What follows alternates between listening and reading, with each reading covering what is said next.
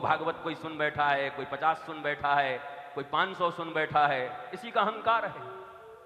महाराज जी हम करीब 132 भागवत सुन चुके हैं। परीक्षित को एक में मोक्ष हो गए, हो तुम्हारे 132 में ना आए हो, अभी भी हाय हाय कर रहे हो, सड़कों पे घूम रहे हैं उधार कर्ज लेकर के, बाप बाप चिल्लाते चल रहे हैं।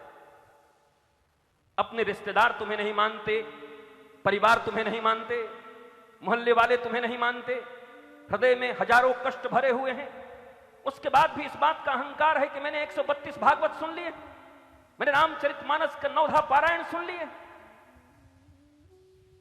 बट उसका परिणाम कहां है? आप जब 10 रुपए भी इस दुनिया में खर्च करते हैं तो 10 रुपए का सामान चाहते हैं, दुकान पर जाते हैं, 20 रुपए देते हैं और 20 रुपए का कोई सामान लेके आते हैं, 20 रुपए दे दिया और सामान नहीं मिला तो आप कहते हैं अरे पैसा दे दिया सामान ही नहीं मिला। मैं भी आपसे पूछता हूं, आपने श्रीमद् भागवत जी में समय दिया, श्रीमद् भागवत जी 3-3, 4-4 घंटे तक आपने सुना, फिर आपको खड़ा होकर के अपने परिवार परिजन, आपके परिवार के लोगों से ही पूछूंगा जो लोग ज्यादा भागवत सुनते हैं।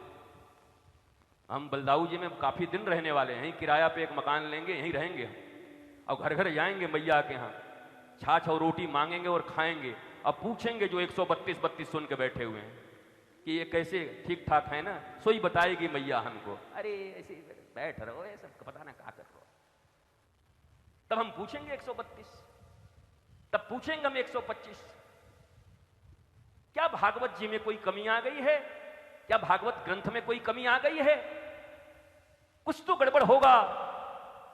या तो केवल 10 करोड़ लोग जो भागवत के प्रति आस्था रखते हैं पूरी दुनिया में, मैक्सिमम, अगर ज्यादा नंबर होगा तो 10 करोड़ जो भागवत के बारे में जानते होंगे और सुनते होंगे। 8 अरब में से 10 करोड़, वो भी बहुत बड़ी बात है क्योंकि 18 पुराण हैं। उन 20-25 करोड़ लोगों में 18 पुराण में बटे हुए हैं लोग हैं, कोई शिव महापुराण के हैं, कोई देवी महापुराण के हैं।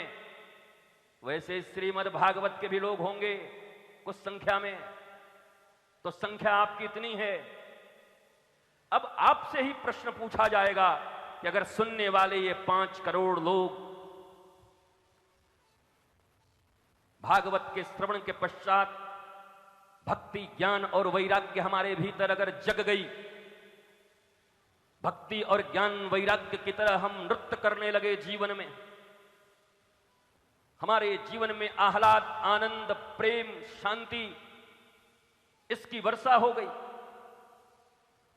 प्रथम श्लोक सच्चिदानंद रूपाय विश्वोत्पत्त्यादि हेतवे तापत्रय विनाशाय श्री कृष्णाय वयम नमः।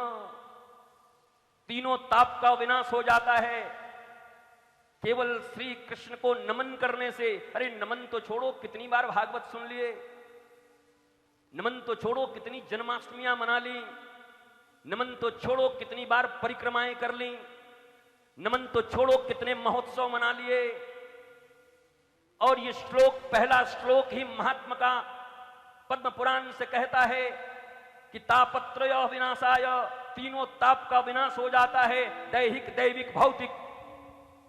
न मानसिक प्रताड़ना होनी चाहिए, न शारीरिक प्रताड़ना होनी चाहिए, न दैविक प्रकोप होना चाहिए, न बिजलियां गिरनी चाहिए, न अकाल पड़ने चाहिए, न डिप्रेशन होना चाहिए, न टेंशन होना चाहिए। ये तीनों ताप के नाश तो पहले श्लोक से हो जाना चाहिए। 18,000 श्लोक की बात तो बाद में करेंगे।